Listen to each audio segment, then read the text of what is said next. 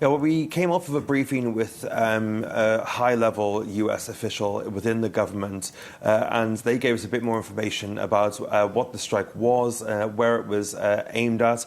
They called this strike extensive, targeted, precise and designed to be effective. Now, of course, we've heard that these missiles sites were being targeted by the Israelis, as well as a missile production factory as well. They also said that Israel's response was, quote, intended to deter future attacks and also to degrade the capabilities of Iran being able to conduct those kind of activities. It means those kind of activities that we saw on October 1st when, of course, the Iranians fired 200 ballistic missiles towards Israel.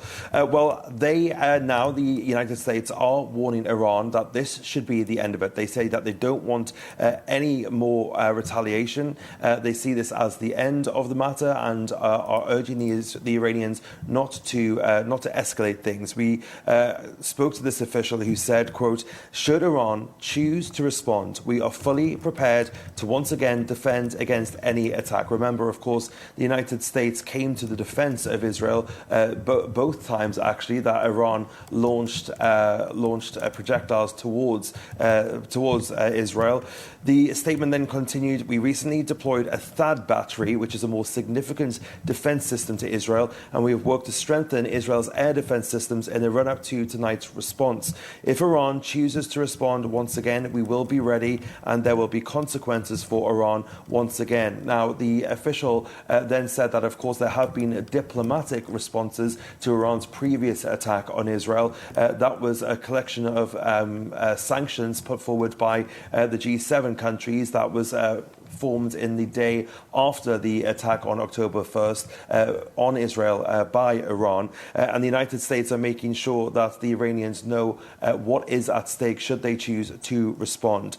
We asked how that would take place, whether there had been any discussions with the Iranians in the aftermath of this attack. The official wasn't really forthcoming on that, but did say we do have multiple channels with Iran, both direct and indirect, and said we try to avoid any sense of miscommunication, and they know exactly what our position is on multiple issues. So the United States here spelling out for the Iranians, don't try this again, don't go any further, let that be the end of the matter. But of course, we've heard rhetoric from Iran already that they may be preparing some kind of response. As and when that happens, though, remains to be seen. Now, tell us to what extent the US is already involved militarily and how they might become perhaps more involved if there is to be an escalation of the conflict.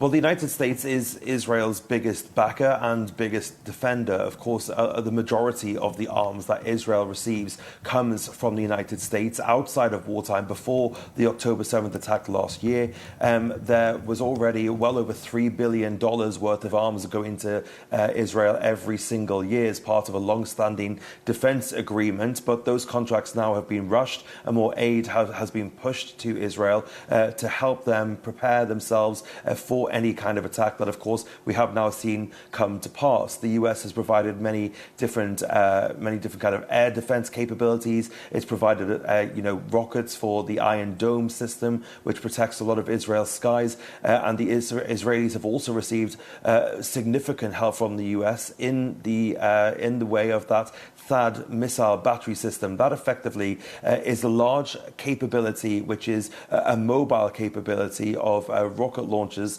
missile launchers, which can basically shoot down projectiles heading its way within about 150 kilometer radius.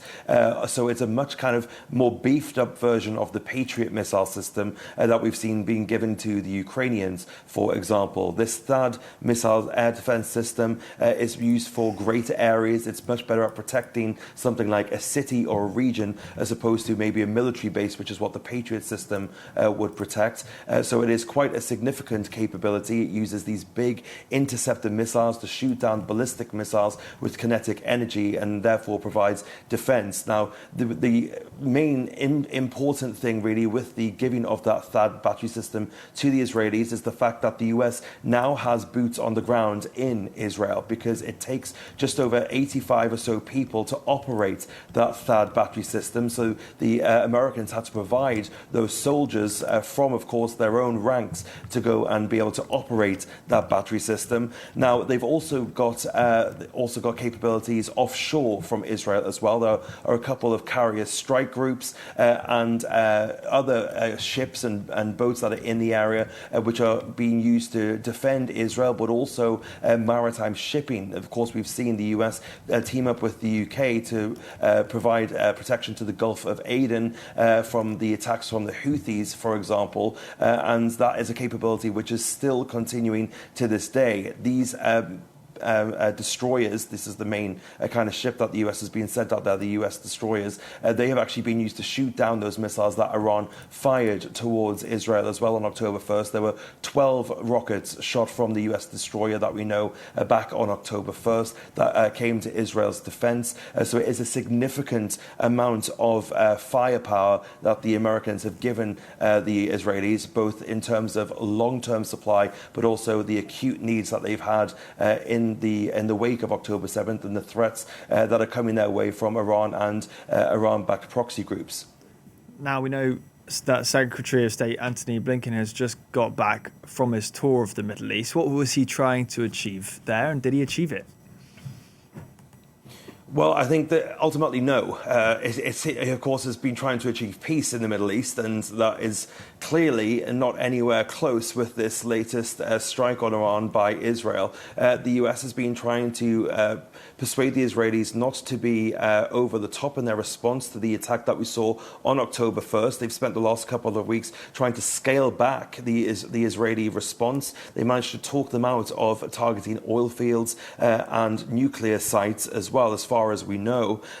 So they will see a slight amount of success in the fact that this was left to only target military bases and military installations. But more broadly, the US has failed really in its ability to bring a kind of lasting peace, or at least a ceasefire. That's really what they've been pushing for ever since the attack on Israel by Hamas on October 7th. They've had many rounds of negotiations. They've of course brought in many Arab partners in the region, including Egypt, Qatar, Jordan, the United Arab Emirates, and ultimately nothing really has moved forward. Every time we thought we were getting close to a deal, something stalled, notably particularly on the Hamas side of things.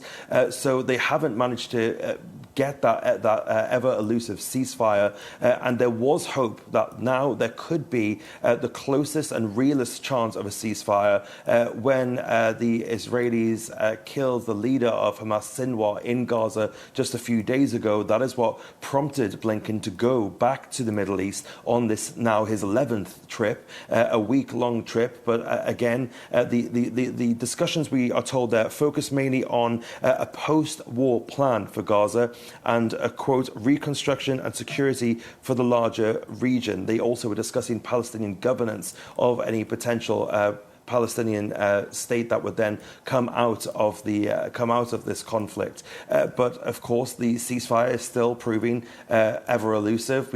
Before these talks with Blinken over the course of the last week, nothing had happened for a month, and of course, all this is happening while there are still 101 hostages being held by Hamas in the Gaza Strip, as the strip gets continually pounded by Israeli airstrikes as well. So it has been a bit of a sore point for the Americans, who are still pushing themselves forward and trying to push all parties to the negotiating table to get this ceasefire deal across the line. But of course, like I said, ever elusive for the Americans.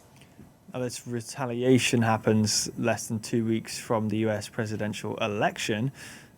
Donald Trump and Kamala Harris, of course, have different approaches to Iran. How might the outcome of the US election affect what's happening in the Middle East? Well, there's no real getting away from this. It's been the thing that really has acted like a shadow over this entire election, especially when Joe Biden was the candidate. But the shadow, the spectre of this ongoing war has also affected Kamala Harris's candidacy and her run for the election, particularly among two real groups of voters, namely young people and also Arab Americans, Palestinian Americans. That is proving to be a big problem for Kamala Harris in places like Michigan, where the US has the largest concentration of Arab Americans. And of course, in the primaries just a few months ago, at the beginning of the year, when Joe Biden was running unopposed to become the Democratic nominee, a lot of Arab Americans, well over 100,000 of them, voted uncommitted, just to show their anger towards Joe Biden's policies towards Israel and the Middle East. And the worry is that that's not going to change if you're Kamala Harris. The worry is that that's not going to change on November 5th. We are seeing, I've heard from colleagues that have been on the ground in Michigan, that they have heard from some younger voters that perhaps, now that it's really getting to late in the game and the actual vote is upon them, some people have maybe softened their stance, but the Arab Americans in that constituency, especially outside of Detroit, are still extremely angry with the government because, of course, they have relatives, they have loved ones who are in Gaza, and they are seeing these heartbreaking images that the rest of the world is seeing as well. Now, their vote is so crucial in a place like Michigan because last time that we did the election in 2020, Joe Biden won the state of Michigan by a fractional margin, really, and it was the Arab American vote which ultimately really gave him the win in that state. And if that goes the other way, or more than anything they decide not to vote, then it would mean Kamala Harris would likely lose the state of Michigan and provide a bit of a crack in that blue wall in the northern part of America. Now, Kamala Harris is saying that she will, she's walking in the same line as Joe Biden, really. She's saying that Israel has a right to self-determination, to self-defense, but the Palestinians have the right to self-determination, and she's trying to walk that line, and she's trying to cast a bit of a difference between her and Donald Trump, who a lot of people may be considering voting for, but Donald Trump himself has said in the last couple of days that Joe Biden needs to get out of Netanyahu's way. So a bit of a difficult situation, I believe, if you are a Palestinian or Arab American, as to what way to vote when it comes to November 5th. Fraser Jackson, thank you so much for that report.